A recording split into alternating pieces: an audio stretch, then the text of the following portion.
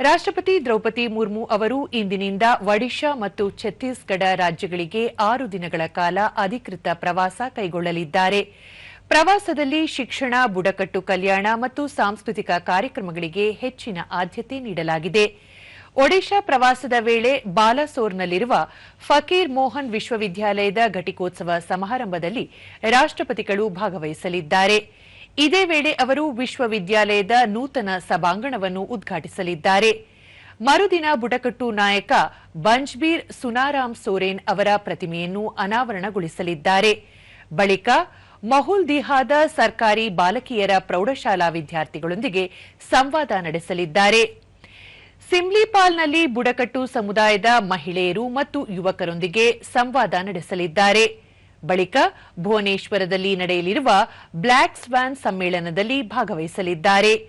ಕೊನೆಯ ದಿನದಂದು ರಾಷ್ಟ್ರಪತಿಗಳು ಛತ್ತೀಸ್ಗಢದ ಜಗದಾಲ್ಪುರಕ್ಕೆ ಭೇಟಿ ನೀಡಲಿದ್ದು, ಅಲ್ಲಿನ ಸುಪ್ರಸಿದ್ಧ ಬುಡಕಟ್ಟು ಸಾಂಸ್ಕೃತಿಕ ಉತ್ಸವವಾದ ಬಸ್ತಾರ್ ಪಾಂಡುಮ್ 2026 ರನ್ನು ಉದ್ಘಾಟಿಸಲಿದ್ದಾರೆ.